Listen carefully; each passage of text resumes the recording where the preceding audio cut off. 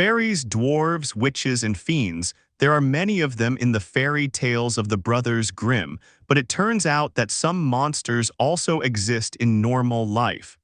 This is the story of Armin Meiwes. For a family living in Rotenburg, Germany, near the Spring Castle, Armin Miss seemed to be the perfect neighbor. He mowed the lawn for them, helped them repair their cars, and was always helpful and friendly. Thus, he was perceived by his neighbors and everyone who came into contact with him as a wonderful person. Even his victim, provided they agreed to it, must have been convinced of the man's politeness and kindness. Those who knew Armin personally would never have believed that this likable, charming man was in reality a creepy monster.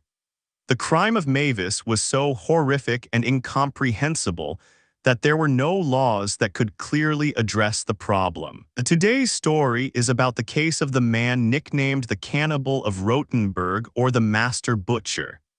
This man advertised for his crime on an internet forum and found a candidate who voluntarily agreed to become a victim. This case has raised many questions, but the most important one for many is, why did someone respond to the ad and voluntarily accept the criminal's offer? Rotenburg and der Fulda, or simply Rotenburg, is a small, charming town in Germany known for its historical architecture. It lies on the Fulda River, which invites leisurely walks and boat trips. Picturesque half-timbered houses line the narrow alleys of the historic town center, lending it a medieval charm. Rotenburg even has its own castle, which makes the town even more fairy tale-like. The authors of the famous fairy tales, the Brothers Grimm, spent some time in Rotenburg and der Fulda as they traveled through Germany. It is believed that the place, with its mysterious beauty, inspired the German writers for some of their stories. Today's story is not a fairy tale, but a horror film. Nevertheless, it took place in this cozy little town with only 13,500 inhabitants. The picturesque surroundings of Rotenburg are probably the last thing that comes to mind when thinking about real crime cases. Yet, even in this town that seems to have sprung from a fairy tale, nightmarish crimes occur. Armin Meiwes was born on December 1, 1961 in Essen, West Germany. He was the third son of Waltraud Meiwes, a woman who, at the age of 45, had already been left by 3 husbands. Armin had 2 older half-brothers. The boy's father was a police officer. He married Waltraud at the age of 40. Somehow, Armin's father had saved enough money and bought a huge villa in Rotenburg, which offered too much space for a family of 5. Vacant rooms were added when Armin's older brothers left the house. The boy, who was then 5 or 6 years old, remained with his parents in the huge mansion. Although Armin was still a child, his father and mother had no time for him. Waltraud showed her son no affection and love, constantly scolded and reprimanded the boy. She was more interested in her husband, whom she suspected of all mortal sins. She was an arrogant, jealous woman, constantly accusing her husband of insidious adultery. As soon as he was just a few minutes late from work, Waltraud would start to go crazy. The boy constantly witnessed arguments and fights between his parents, and one day it happened.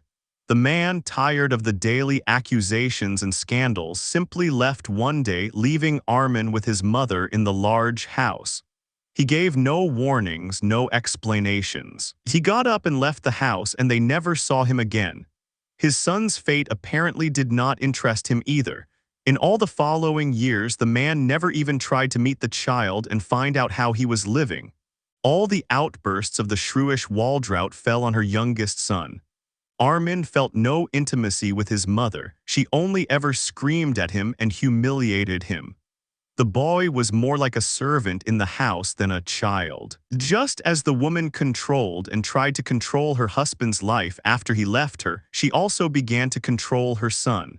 The mother accompanied the boy everywhere, not only as a child, but also as a teenager. She even made attempts to go along on Armin's dates with other women.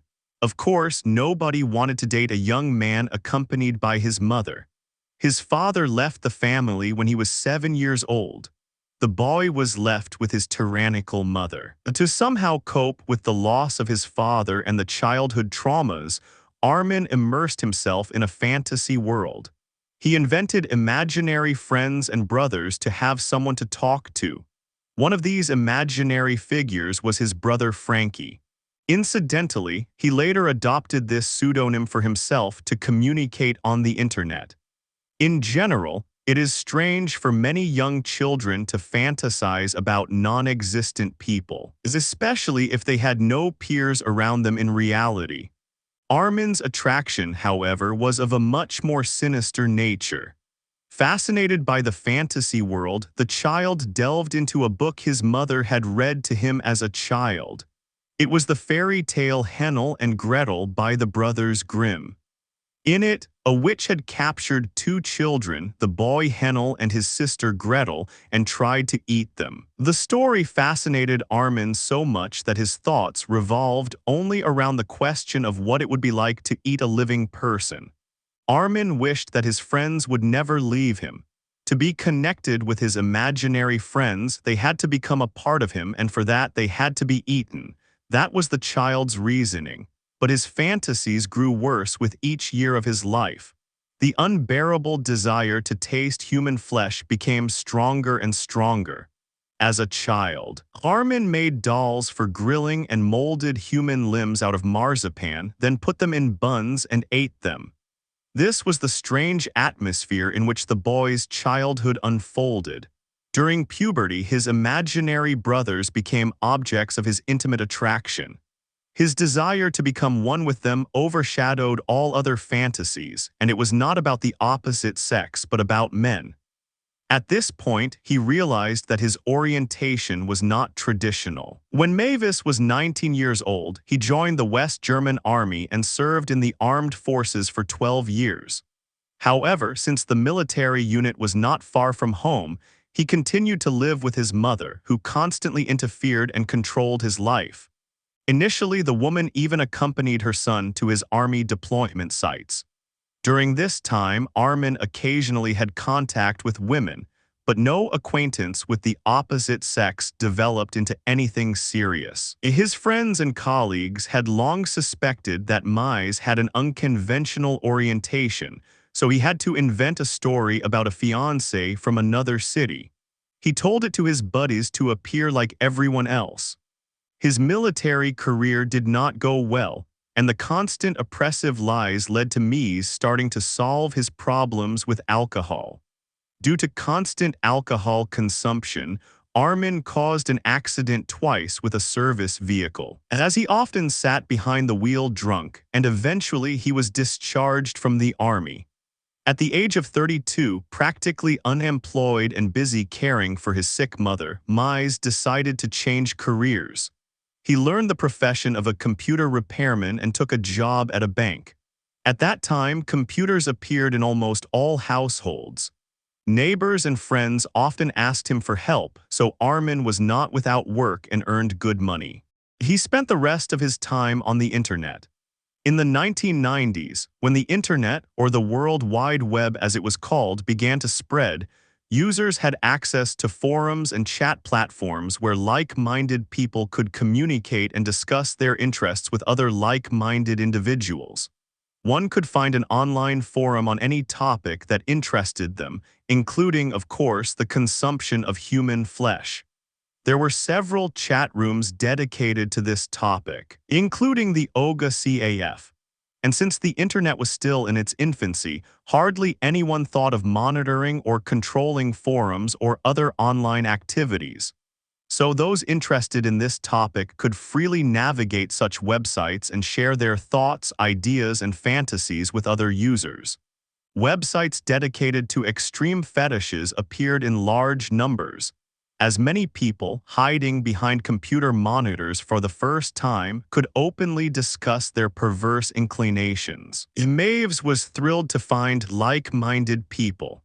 His new online discoveries confirmed to him that his feelings were not unique to him. The world was full of people who wanted to eat their own kind. Suddenly, what had been the private fantasies of one man began to look like something real. In 1999, Armin's mother died after a long illness. He was very sad about her death and even converted one of the rooms in the villa into a shrine to honor the memory of the person closest to him. After his mother's death, Meiwes lived a reclusive life in the third-room house. Only some time later did he feel free. His newfound freedom consisted of visiting a brothel called Blau Lagune, and then he delved even deeper into the World Wide Web, spending most of his time in forums where the consumption of human flesh was discussed. Armin was an active visitor in these communities. He often discussed various recipes for preparing meat with other users.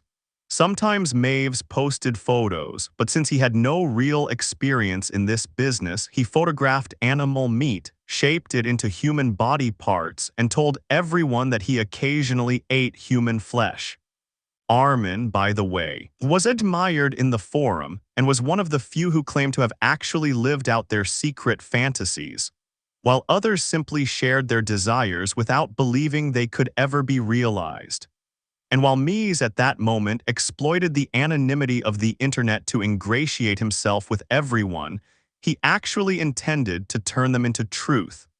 Free from the watchful eyes of his mother, the man converted one of the bedrooms of the estate into a slaughter room. He had chosen a windowless room, soundproofed it, and hung special meat hooks from the ceiling. Now it was a matter of finding the person Armin later wanted to prepare for dinner. Under the name of his imaginary brother Frankie, as Mauve called himself in the forums, he placed an ad with an unusual request, looking for a volunteer willing to be eaten. In fact, such ads were not uncommon on websites for human flesh lovers. There is such a term, vorerphilia. This is a form of fetishism in which a person derives pleasure from the idea of being eaten by another person, usually whole or eating them.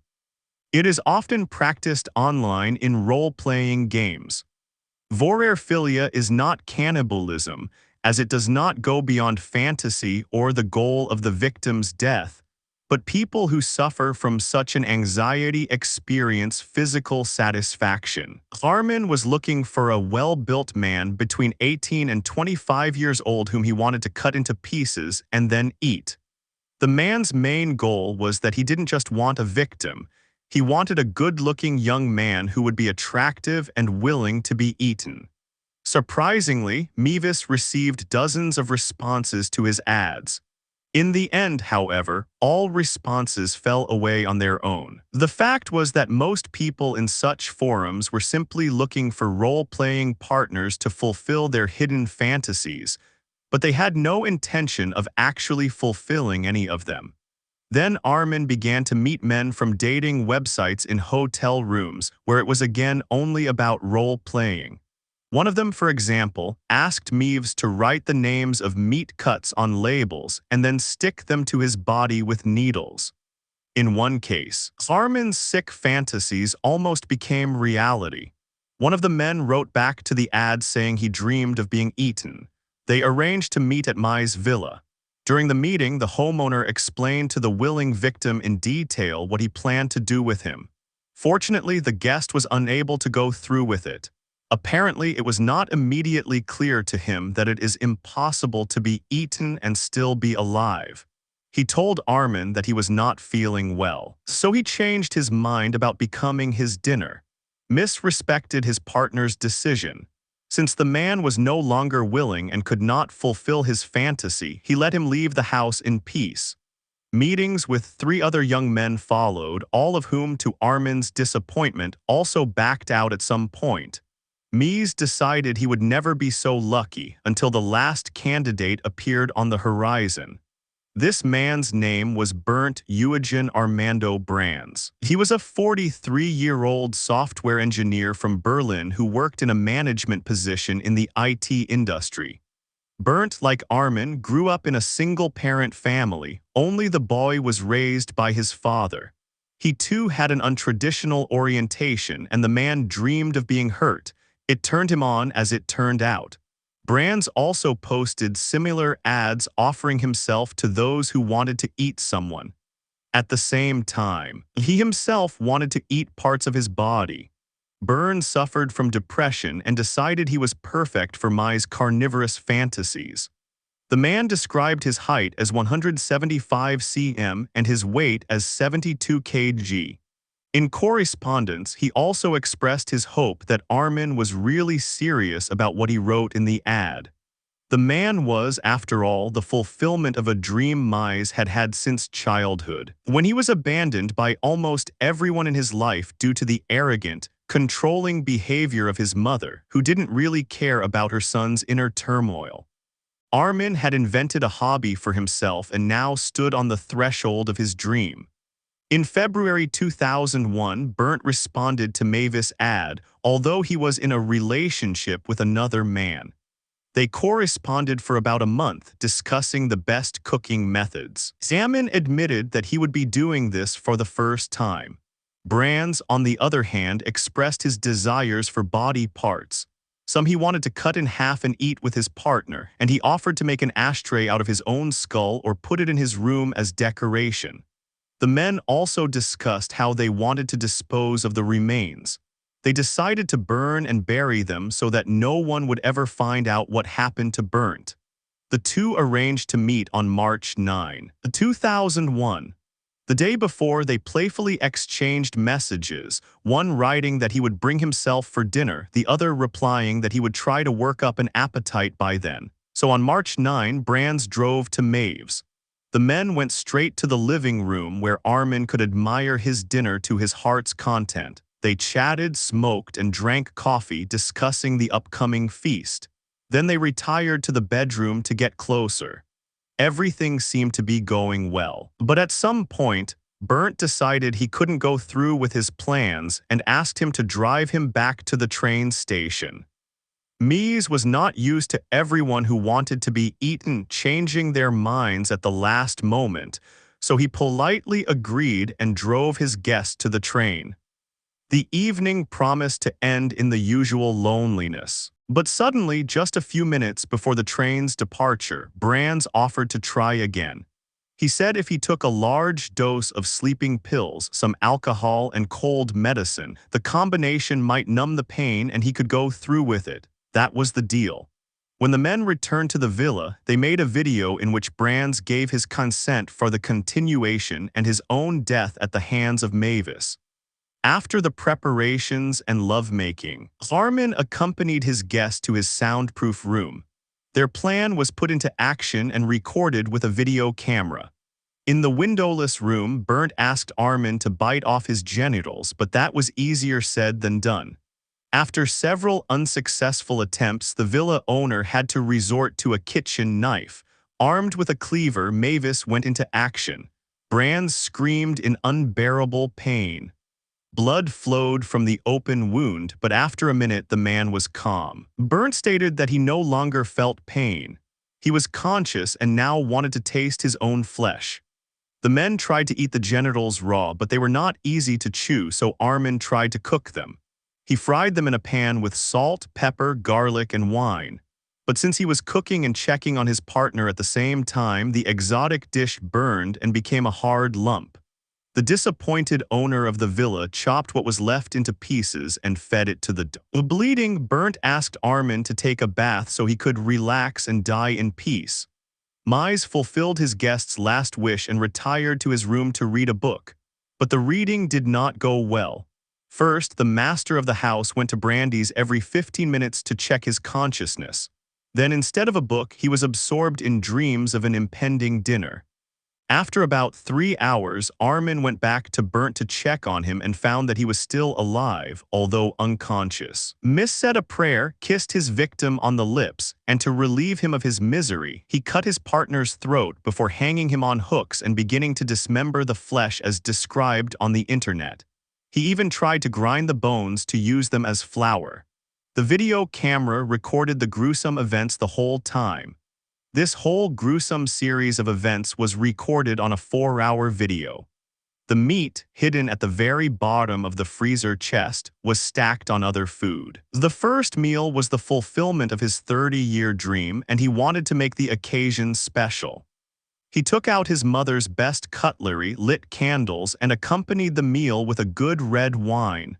The man sat in his luxurious dining room and enjoyed his dinner, which he had prepared from his lover's body. He ate a piece of steak from the back. The first bite caused mixed feelings. The meat tasted like pork but was heartier, according to Armin. Other people would hardly notice the difference if they ate it. Over the next 10 months, Meiwes cooked and ate Brand's body parts, eventually consuming 20 kg of his flesh. Miss acquired a taste for it and wanted to continue.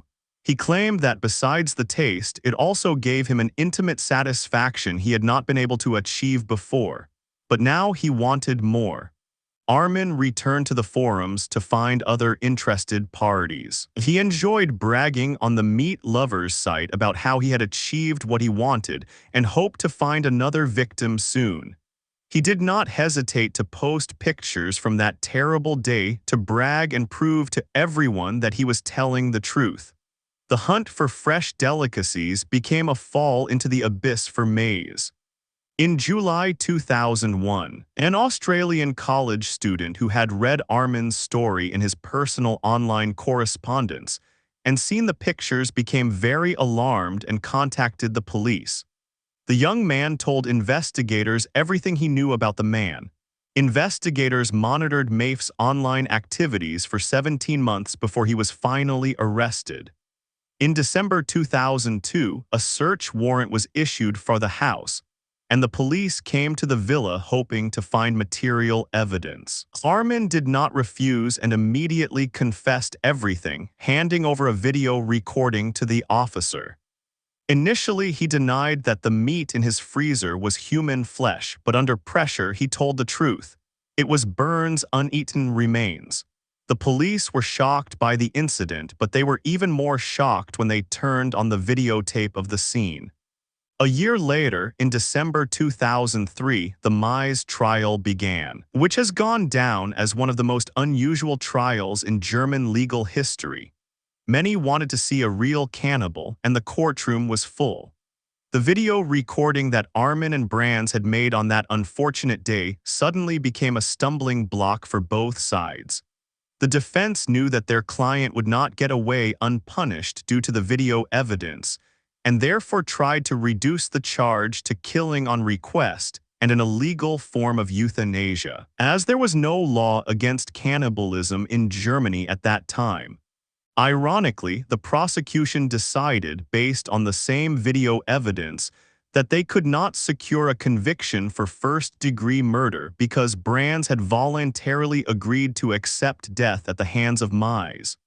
Since there was no legal basis for this crime, the prosecution had to consider alternative charges. There was a charge of killing for sexual gratification, which carried a prison sentence of 15 years, and a charge of manslaughter, which carried a sentence of 8.5 years. Just in case, Meiwes was also charged with disturbing the peace of the dead. The case sparked a public debate about whether Armin should be prosecuted at all, as Brands had willingly participated in the crime against himself. At the same time, Meiwes had taken another person's life, which in itself is a crime and had to be prosecuted. The defendant was sent for a psychiatric evaluation. The doctor found that M.E. had a fetishistic obsession with male flesh and a completely unusual, highly pathological form of attachment. A man could only feel the maximum connection to another person if he ate their body. The judge ruled that Armin, despite his severe personality disorder, bore full responsibility for the crime and could answer in court for his misdeeds against Brands. Although Germany is known for its tradition of public trials, the public and the press were asked to leave the courtroom before the video of the crime was shown to the jury. Because the video recorded by Meiwes was so gruesome, the jury was shown only 19 minutes of the 4 hours. It turned out that almost all the footage was so traumatic that some of the affected spectators had to seek psychological help at the end of the trial. The prosecution pointed to the organized, planned, and intentional behavior of the defendant both before and after the act. Armin was in a sound state of mind at the time of the crime and had not previously taken any illegal substances, so he must have understood the unlawfulness of his own offense. Brand's friend testified at the trial that Bernd had never had such monstrous thoughts, that they had been happy and had planned a vacation together. He was very surprised when his partner disappeared without a trace, and then a letter from Armin arrived in which he apologized for eating his friend. However, another former lover of Brand's reported that the man had once offered him euros 2,000 to sever his genitals. Regardless of Brand's previous state of mind, he was a willing participant in the massacre of himself on that fateful day. This was clear from the video recordings. The defense argued that their client was not a danger to society because the victim had consented to euthanasia. Armin himself assured that he did not want to take Brand's life. He only wanted to eat him to become one himself. It was a childhood dream. On January 30, the court concluded that Meiwes had no evil motives for Brand's death, although he was undoubtedly responsible for his death. Armin was found guilty of manslaughter and sentenced to 8.5 years in prison. The defendant and the defense did not agree with this verdict, which led to a retrial. The focus was on the fact that Brand had psychological problems and had also taken a large dose of sleeping pills, alcohol, and a whole vial of cold medicine. Armin exploited his condition for his own gratification. In May 2006, Meiwes was convicted again, this time for killing and disturbing the peace of the dead. In 2008, he was sentenced to life imprisonment. While serving his sentence, the man worked in the prison library and laundry and attended church. Armin is said to have become a vegetarian and to lead the local branch of the Green Party. In May 2020, Meiwes was allowed short supervised walks through the city, wearing sunglasses and a hat to hide his identity. The case shocked the world and raised important questions about personal freedom. The story of Armin Meiwes was widely publicized and inspired several songs and films. For example, a song by the German band Rammstein was inspired by the case. The rock musician Marilyn Manson named his album Eat Me, Drink Me in honor of Meiwes. Manson stated in the article that he could not understand the relationship between the two, but found the story itself very appealing in a romantic sense. Some of the films based on Meiwes' case are Your Heart in My Brain, Cannibal of Rotenburg, and the television series The Computerman. Armin expressed regret for his actions. He added that he wanted to write a book about his life to deter those who want to follow in his footsteps. The man was sure that such perverse fantasies, if left untreated, would sooner or later escalate and lead to a sad end, as happened to him. The mansion where Meiwes lived burned down in April 2023. Presumably the fire was caused by arson. The online cannibal community still exists on other platforms. Police estimate that at the time of the crime, there were several thousand lovers of human flesh in Germany alone, but most of them thought it was just their fiction that would never be translated into reality. The now 63-year-old Meiwes is described as a model prisoner who is still friendly, sociable, and polite. It is still debated whether Armin deserved such a harsh sentence, as both men were adults. Thank you for watching and take care.